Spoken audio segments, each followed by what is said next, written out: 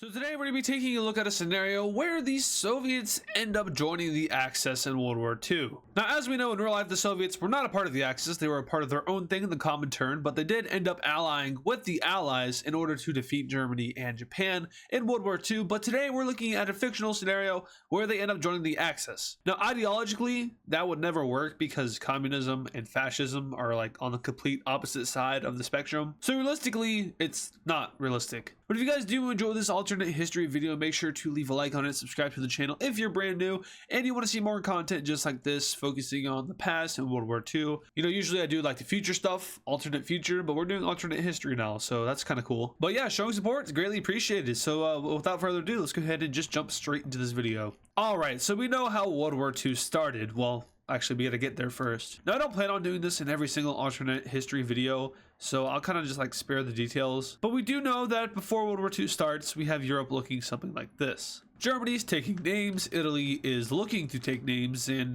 Poland is about to get sandwiched.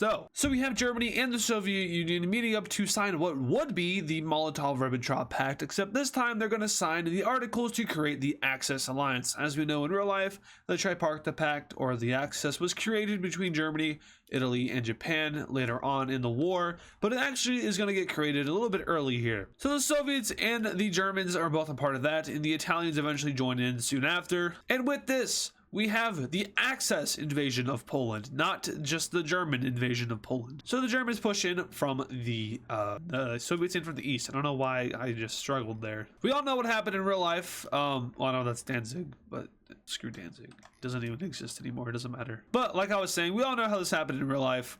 Poland got crushed. You know, first Germany invaded for like 30 days. And then the Soviets came in and like finished them off. But now they're invading at the same time. So this would mean an even more likely and even more swift Polish defeat. Now, another thing we do have to consider here is that the Allies, aka the UK and France, would they join in on this war now? Before they were only fighting Germany and Italy, but now they would also be fighting the Soviet Union. Just for the sake of the video, let's go ahead and say that they do join in. Alright, so the Allies join in on this war, and I tried my best. I think I got everything, but I'm probably definitely missing something. I don't even want to know what I'm missing, so don't tell me in the comments, because no, just don't. I remember in the last video, like I said, I was going to miss something, and then like you guys reminded me that I missed like a lot of things. It was just a list of countries and territories, and I was like, oh wow. Cool. There's a bunch of things that wouldn't have changed the video, so it doesn't really matter. I think I've gotten everything that's pretty much important and, you know, substantial. So now back to the European theater. As we know, Germany, the Soviets, they're at war with Poland, and well, that's going as well as you expected it to go. But now it's a little bit more interesting because, you know, the Soviets are involved in this war, and it's not just Germany and Italy at this point. So this will play out kind of similar to how it did in real life. We have Germany doing their things, except this time it's not just the Germans, it's also the Soviets. So, you know, we have the whole Denmark thing happening. We all know how that went. 5 hours. Then you have the whole Norwegian thing. We all know how that went. You know, maybe this time the Soviets help out a little bit with this. I don't actually think they could, but you know, maybe they do. And then interestingly enough, this time we actually don't have the invasion of the Benelux and into France. That is going to be held off for a little bit. Down in Africa, it's, you know, it's going pretty bad for the Axis. They don't really have that many strongholds here though, so there's not really much land that they can gain because they don't have anything here to capture it with. Just a bunch of vacant territory, not a lot of military stuff happening. All right, so at this point, yeah, like I said earlier, we are where we were before. No, this is like there's nothing much different about this war now than it was in real life at this point. We have the invasion of the Balkans happening, and well, that happens as well as you think it would. And then now we have the invasion of Finland. Now the Winter War kind of happened during World War II. It was weird overlapping stuff. The Winter War was interesting, but the Soviets and the Finns basically just kind of had a white peace deal where Finland was forced to cede like that land over to the Soviets. But here they have the help of Germany and, well, Italy, sort of. And with that help, the Soviets are able to penetrate deeper into Finnish territory. And with the help of the German Navy, they're able to kind of bombard the Finnish coast. And that helps with the capturing of Helsinki. And soon after, we have the fall of the Republic of Finland. At this point, Sweden is pressured into joining the Axis. Now, in real life, they were a neutral country. the neutral country with ambitions. But here they join the Axis officially and side with the Soviets and the Germans. It's also at this time that much of Europe is starting to get pressured into joining the Axis, such as Hungary and Bulgaria. Slovakia is a puppet, I don't know why they weren't colored in. But also Romania would be interesting because in real life they joined the Axis to kind of have protection from the Soviets. That didn't end well. But here they would join to have protection from their own alliance members. So they're not joining because they want protection from the Soviets.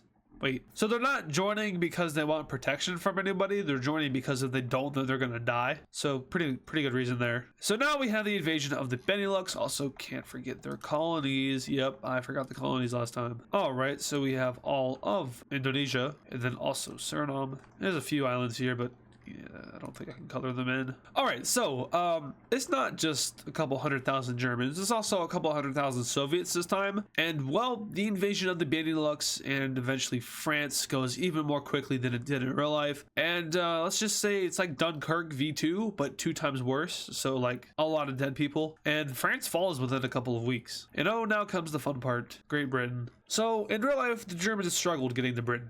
Air superiority was an issue. Naval wise, they couldn't really, I mean, they could beat back the Royal Navy, but they could never beat it back enough to have an amphibious invasion. So similar to what they did in real life, they're gonna wait. They're gonna build up a lot of forces over here in Western Europe. So similar to what happened in real life, they're gonna wait on invading Britain. They're gonna build up over here in Western Europe, and they're going to instead take their focus elsewhere. And we probably know where. Yugoslavia. Oh no, that's not good. Also Greece. At this point, Turkey is pressured into joining the Axis, which opens up a whole nother front over here in the Middle East. But there's nothing really significant about that because this war is not going well for the Allies at all. Crete and Cyprus are taken, and the Turks and the Soviets work on taking over any French resistance in the colonies of the Middle East. Now, interestingly enough, here the Axis, and more specifically the Soviets, are going to offer a lot of these colonies freedom in exchange for their rebellion against their colonizers. Egypt will be quick to take up on this offer, pretty much seceding away from Britain, aside from like the major areas where the British military is. But at this point, the British are most likely evacuating out of the Mediterranean Sea because it's getting pretty red. So this is the essential collapse of the North African front in the war, as the Soviets and all the other people in the Axis work together to take out all Allied forces over here in the Middle East. Now the Axis works together to take out the northern Mediterranean area. So we have Italy, we have the Soviets again, the Germans, everyone's involved here. And what they do is they occupy the northern coast, officially ceding the Mediterranean Sea over to the Axis completely. So yeah, Europe is red. I mean, it was already red in this war, but now it's like really red. In this timeline though, we actually don't have the Japanese joining the Axis, and that's because the Soviets are there. Yeah, they're doing their own thing. They're conquering their own areas. And they just so happen to invade French Indochina.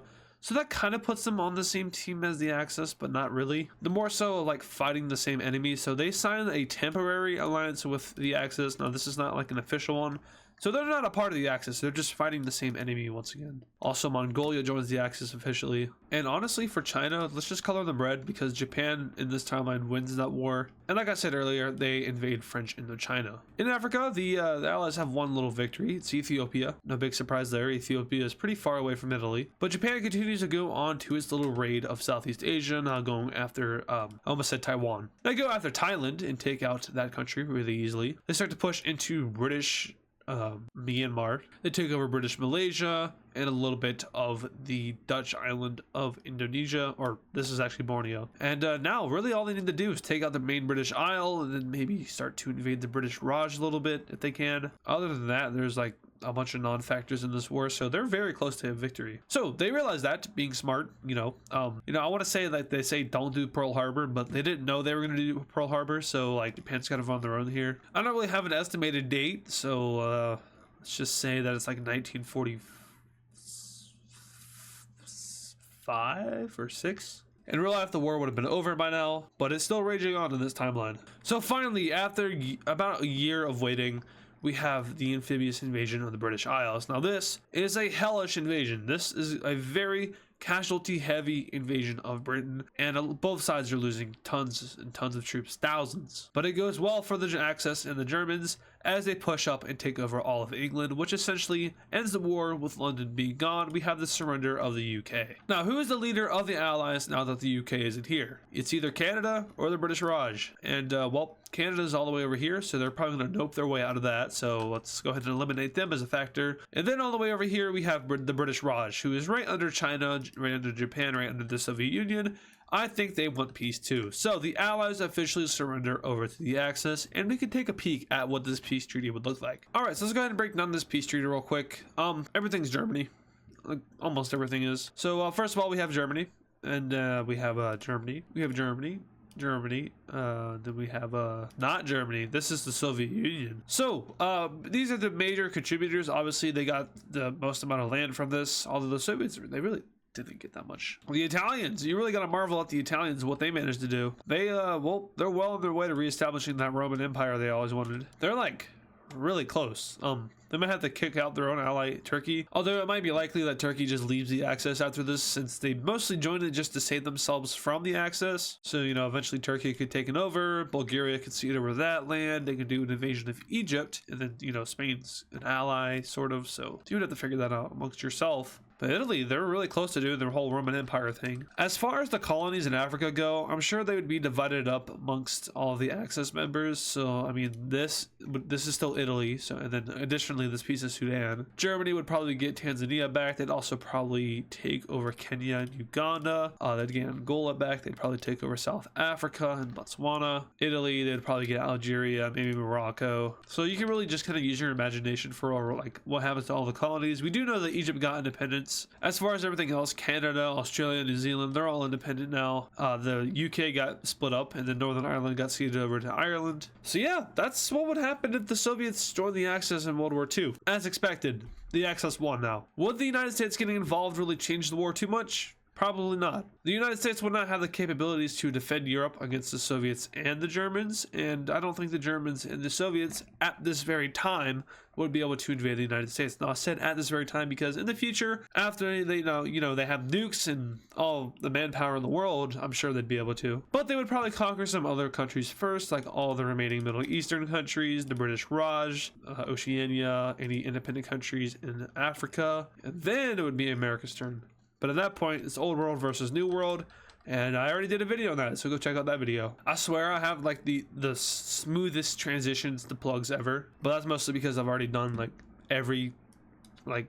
almost every single mapping scenario that there is. Also, I apologize if I sound like I'm struggling. I am. Allergies right now messing me up with my whole breathing thing. It's pretty important. But yeah, that will do it for today's video. So if you guys did enjoy, make sure to show some support. Like I said, liking is helpful. But you know what's even more helpful? You watching to this point. That's actually the most supportive thing you can do. So you've already done it if you're hearing me right now. You've done the most supportive thing that you can do. So I thank you for that. This is my last Christmas coming up as a kid or as a non-legal adult. Wait, that sounds weird. As someone who's not 18. So I plan on maybe asking for some money so I can upgrade my equipment.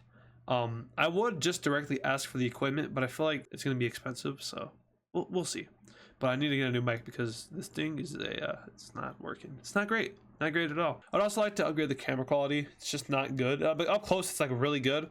But once you start to like back away, it gets a little choppy. You know, there's some what's it called? Frame rate lines, lighting, I don't know. But yeah, I just thought I would say that because why not? And yeah, once again, thank you guys for watching this video, and I will see you all in the next one. Also, streaming Saturday. Every Saturday on my second channel, I stream. So go check that out. Link in the description. All right.